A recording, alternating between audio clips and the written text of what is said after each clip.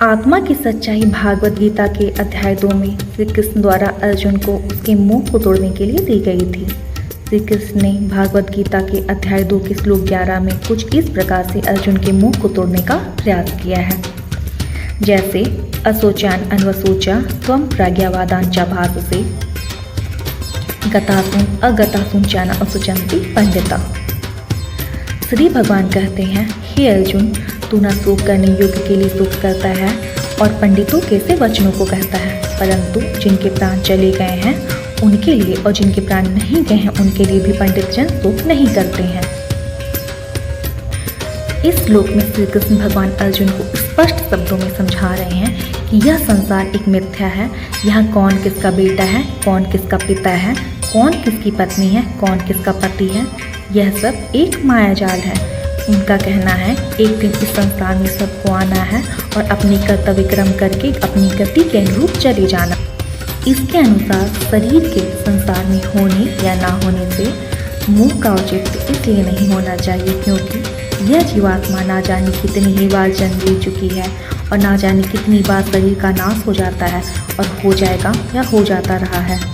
यह सतत क्रम सतत रूप से चलता रहता है जब तक कि जीवात्मा पूर्ण रूप से परमात्मा में समाकर मोक्ष को प्राप्त नहीं कर लेती है। इसलिए भागवत गीता श्लोक 23 अध्याय 2 में श्री कृष्ण भगवान ने कहा है, इस आत्मा को शस्त्र नहीं काट सकते, इसको आग जला नहीं सकती, इसको जल नहीं गला सकता और वायु नहीं सुखा सकती। इसलिए जिनके प्राण चले गए या जिनके प्राण नहीं गए उनके लिए शोक का कोई औचित्य नहीं है। यहाँ शोक किया जाता है मोह के कारण और यहाँ मोह लायक कुछ नहीं है।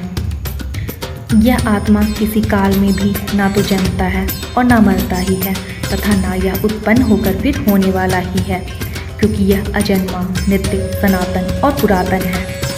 शरीर के मारे जाने पर भी यह नहीं मारा जाता।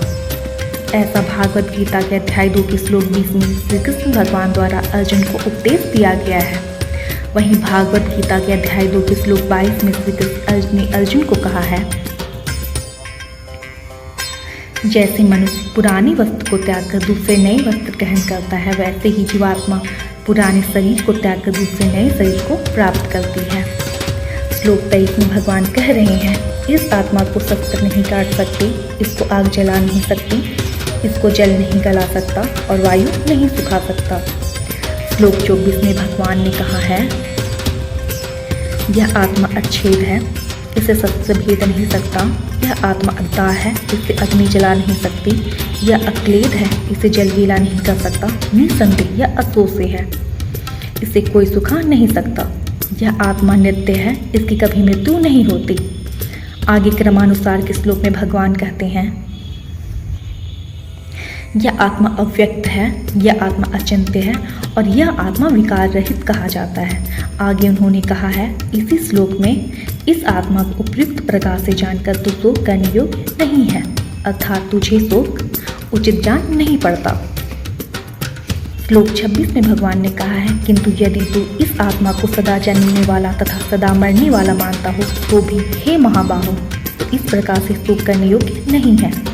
श्लोक 27 में भगवान ने इस आत्मा के बारे में बताते हुए अर्जुन के मोह को तोड़ने के लिए कहा है कि क्योंकि इस मान्यता के अनुसार जन्मे हुए की मृत्यु निश्चित है और मरे हुए का जन्म निश्चित है, इससे भी बिना उपाय वाले विषय में तो शोक करने योग्य नहीं है। इन श्लोकों से जहाँ में सत्य और परम सत्य और केवल सत्य की भान होती है, वहीं यह हमें आत्मा के गूढ़ रहस्य को उजागर भी करता है। आपको मेरा ये चैनल कैसा लगा? अगर आपको मेरा चैनल अच्छा लगा हो तो प्लीज़ लाइक और सब्सक्राइब और कमेंट जरूर करें। Thank you so much. Sahil बंदगी।